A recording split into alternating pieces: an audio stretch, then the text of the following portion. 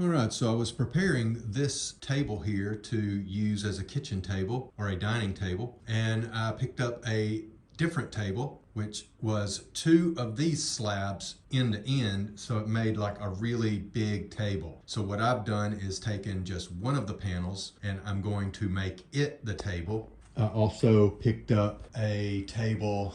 There is the slab and these are the legs. Now this slab is too big for our space, but it is the same material as this slab. So what I'm going to do is use these legs on this slab, but I have to cut the corners out so that the legs actually protrude through the table and you will see the tops of the legs. As you can see in this slab up here, the corners are notched out. Basically taking two tables and making one, and I'm abandoning this table because it's pine, and I didn't necessarily want to use that, but it's a nice thick sturdy table. But this is maple, and I would rather use this material. Now this one has a lot of scars and damages on the top, so once I've got it cut and prepared for the legs, then I'm going to sand the top and put a new finish coat on it, and that'll get rid of all these wear marks and scars, or at least make it look a little bit better. I'm going to get these. I've already cut off this edge. It had locating pins. There were holes here that I did not want, so I would just cut off just enough to get rid of those holes. Now this is not the easiest way, but it is the fastest way for me to cut this. So what I'm doing is I'm just using my square. I'm lining it up so that my blade touches my line, and then I'm cutting to the corner, which leaves it in place because the blade doesn't cut all the way through. It just cuts to the corner here, which I can see. And then I'll come back with my pull saw and just trim it off, and then make sure everything is nice and clean with a chisel. But I'm just holding this square with my hand and then running the saw against it.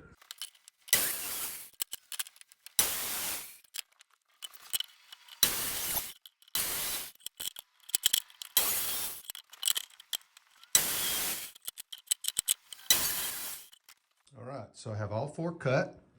Stop the saw right in the corner. Now I've got to move it so that it's not hitting the table, but I'm gonna have to cut through with the pull saw and get it to remove these chunks. And then I may have to come back with the chisel and just kind of clean up where the power saw blades stop. So I'll start cutting those out now. All right, so this is my pull saw. Now it's got two blades. One is more coarse, one is more fine. As you can see there, I've got a tooth missing. And I also have a tooth that is a little bit wonky. So I don't know what happened. Maybe I dropped it, but you can see how it's not quite perfect. But I think it's gonna be fine for what we're doing here.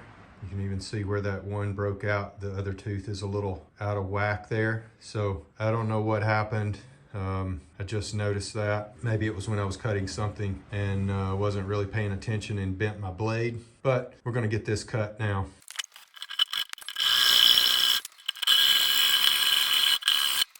All right, so that turned out pretty clean. You can see just a little bit of mark there from where the power saw blade went through, and a little bit right there where I didn't have it just perfect. But what I'm gonna do is just run over this with a chisel, a nice sharp chisel, just to clean them up. So I'm gonna do that to every corner, and then we'll come through with the chisel. Now what I'm doing here is I'm using my fingers to guide the blade. So I get the blade in place, and I want that blade to push up tight against this surface. So I'm using my finger and my thumb to let the blade slide against that, and I'm pushing that blade against that surface.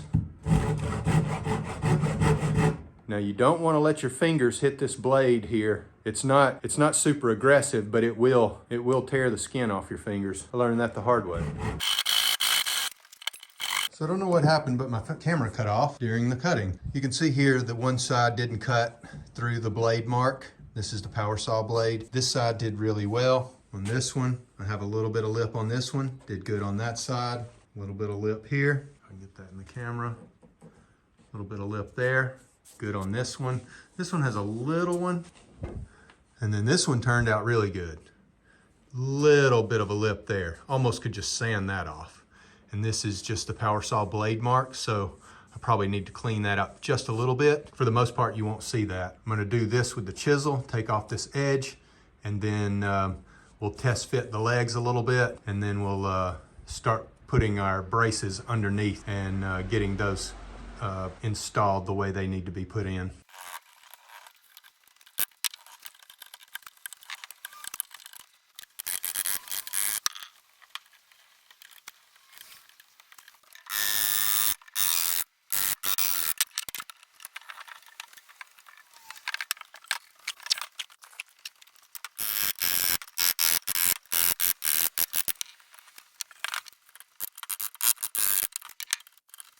All right, so I've got those nice and smooth. Now I'm just going to run over them with a little bit of sandpaper on a block and just kind of like really smooth them out a little bit.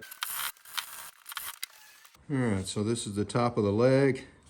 This is going to go into a bracket that bolts into the corner.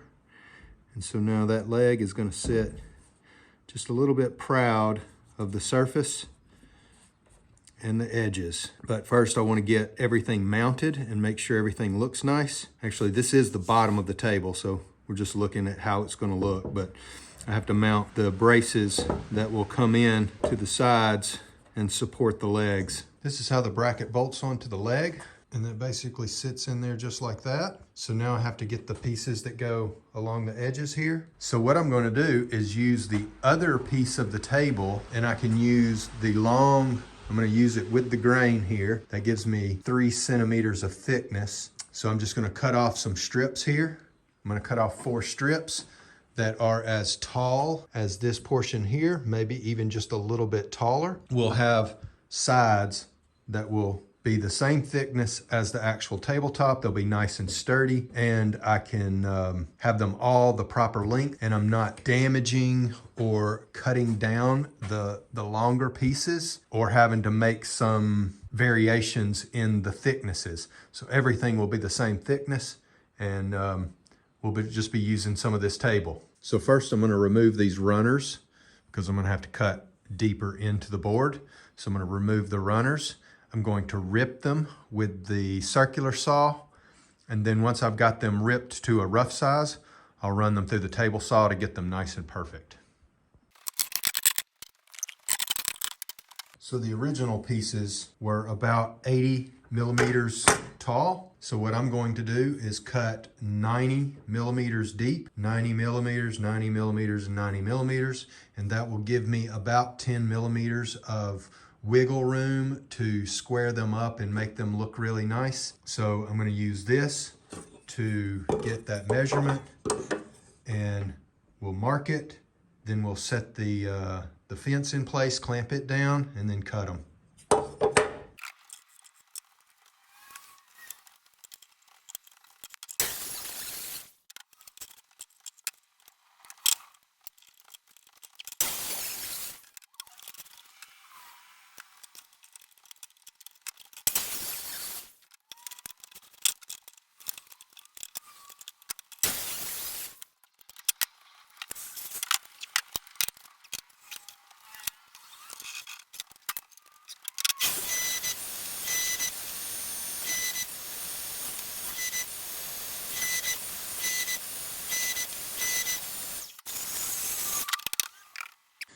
All right, so I've got all these cut to thickness, and now I need to cut them to length to fit perfectly in those from square to square at the bottom where the legs actually go through. So I'm going to go ahead and cut them to length. 2 will be one size and 2 will be another size, about 10 centimeters longer. So I'll measure those and get those cut. So first we're going to start by squaring off one end, and then we'll do the measurements.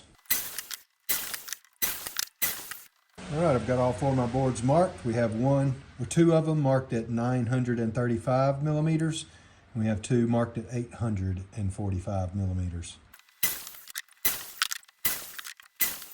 Okay, so you can see my line here. I cut right up to the line. Gives me just a little bit of fine tuning. I didn't want to cut it exactly on the line until I fit the legs up and made sure everything is nice and perfect.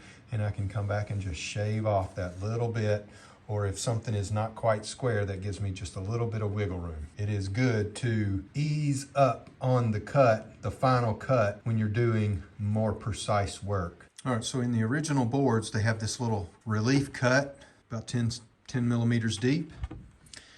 and that is where this little lip will insert into the wood. That will go inside there. It's already too tight, so it won't fit right this minute, but I have to make that relief cut in every board, and I'll make that at the same distance on every board. Then that will fit in there nicely. Okay, so to cut the grooves in these support boards, I've set up a little stop block here. So that gives me my distance from the blade that I want. And then as I move it through the blade, it's not touching the fence. You do not want to use the miter gauge and the fence at the same time because it can bind and can cause a lot of problems. It can throw the board back at you. It can damage the blade and ruin your piece of wood. So you get that where it's off the block before it ever touches the blade.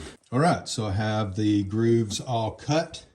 And this is how that will fit in there. And then as you can see here, you can see right through those holes, and that will be where the bolts come through, and that will pull it tight and make everything nice and rigid. This is the short side, that's the long side. And so I still have a little bit of wiggle room in the distance on either side. And these brackets don't actually touch the leg. There's a space that as you tighten it up, the leg will touch the face here and will touch the tabletop where the corner is cut out. And if you can see, these have just a slight bend to them. I actually had to flatten them out a little bit because if you tighten them up too much, they'll actually like U-shape here. So what I'm gonna do before I bolt them in again is I'm going to add a bank of washers or a nut and a washer to give it the proper spacing. So as I tighten down, it can only get so tight and not warp the edge. What had happened before is they were tightening it so tight here that it actually pulled the screws out here, and this became more of a U-shape rather than a 90-degree angle to each other. I'll make sure I do that when I bolt it all together. So now the next step is to drill holes here and bolt it in through that way. We can have, 2.5 centimeters of screws sticking out of this board going into this board. This board is 3 centimeters thick, and we can have that screw run as far as we want into here as long as it doesn't come out the top. All right, so I've temporarily bolted the legs on. Nothing is screwed down yet. I don't have any screws in the brackets, just the bolts holding it in. So you can see we have just a little bit of, the leg is just a little bit proud of the sides on both sides. So we've got that all the way around. We've got a pretty tight fit here. I can't tighten it up too much because it starts tweaking the boards, but this is pretty sturdy. So now I need to drill a few holes to countersink the screws, then take it all apart and do my roundovers on soften all the edges. Not the ones that touch the tabletop, but the ones that will be underneath, front and back. I can soften all the edges of the table and make everything look the way I want it to, and then I can bolt it all together. So to countersink the screws, I'm going to first use these Forstner bits. This will drill the hole to sink the head. So I'm going to use this smallest one here, which is, it's a 15mm bit. So I'm going to use that to countersink down probably about as thick as the head here. And then we'll do a drill bit, a small drill bit to pilot hole for the screws themselves. Okay, so I've got all the holes drilled. I did the depth of the cutter bit all the way to the start of the shiny part of the shank. So just basically drill down. It wasn't super precise. So you can see just barely goes below the surface. So now I've got my bolts. These are my screws here, and they're almost perfectly the size of the board. So now that they will countersink, they'll go into the board, and it should be the perfect depth. So now I'm just going to pilot hole drill as much as I can. I don't think I have a drill bit that is as long as this screw, but if I can get 90%, 75% through the board, that'll be plenty of a pilot hole. So I decided to use a chamfer bit. I just like that a lot better than the roundover bit. So that's about how far I've got it set. All right, so I have these done, both sides of the bottom. And now I'm going to do the bottom edge of the table, flip it over, and do the top edge of the table. But I'm not going to get into the grooves here, just the outer edges. All right, I've got the chamfer on both top and bottom. This is the top, so that looks nice. I've gone around and softened all of the sharp edges so they aren't so sharp anymore. And now I'm going to bolt everything back in place, get the legs on, get the screws in, and we're gonna see how everything looks. Now the tabletop is not flat. It's got kind of a little ripple to it. So I'm hoping when I get these bolted in, that will pull everything nice and tight and kind of flatten it out. It's not that big a problem, but I think these will help flatten everything out. And then once I do that, I can put those under braces back on, and they will be slightly shortened because they were touching these from where I cut the tabletop down. So I need to shorten those a little bit before I reinstall them, and that'll also give it a little bit of rigidity. All right, so I've got the legs bolted back on. I have the screws just sitting in the holes. I've tightened up the bolts here, snug. They're not super tight. They can definitely get a little tighter.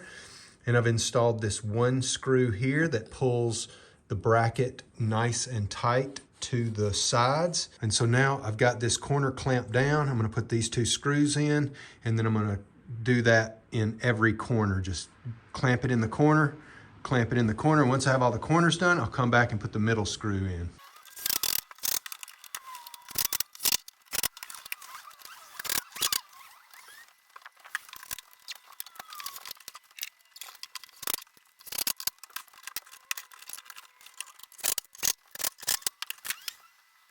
Okay, so I'm gonna take the legs off now, take it into the house, and see how it fits. And I'm gonna leave these, there's two screws here. I'm gonna leave those out just in case I need to adjust. And then those will be the final screws that I put in. But clamping it and screwing the main screws down, it worked out pretty good. Got a pretty nice tight gap all the way around the table. There's a little bit of a gap, so it's just is what it is. Not super worried about it, but we may end up cutting off the tops of the legs just a little bit. Now I know they will adjust. They're as deep as they'll go right now because they're upside down. But if we loosen them and push them up, then that will make them a little bit taller and less proud here. But if I have to, I'll cut them off. I do want to come and chamfer the top of these, which will make it look more like the edge here, and possibly chamfer the three edges that you can see, and make everything chamfered rather than roundovers. But we'll just see how that works out. The chamfer may be a little too big. As you can see here, I'm already not real proud of the surface here. A chamfer may be too much. Now I may be able to chamfer it, but it may not be as big of a chamfer as what I have here. So let's take it apart, take it in the house, and see what it looks like. All right, well here we are. It is assembled and in the room, so I think this is gonna work out just fine. I'm going to leave it assembled. I'm not gonna go take it apart just yet because we don't have any finish to refinish it. And I don't want to sand it until then. So I'm just going to leave it. We've got some, some scars and some worn areas that need to be repaired. And there's a few marks on the legs as well. But for the most part, I think this is going to work out really nice. So this is going to be the new table for the near term. And soon I will get some more finish. I'll sand it all down and get a nice coat of finish on it, and it'll pretty much look like a new one. And when I do take it apart, I think I am going to go ahead and chamfer the legs here and around the tops to make it all match this edge. But I'll do that once I disassemble it. And I can also do some fine tuning to the underside pieces, the side braces, They are holding it off of the table just a teeny bit. You know, you saw where I left it a little bit long. So I can go back and just barely shave each one of those to make them look nice. I think I have 2 that look really good, and I have 2 that aren't as good. We'll get that done, and then we'll be complete. But right now, I'm going to call this job done, start using this table. Thanks for watching. See you in the next one.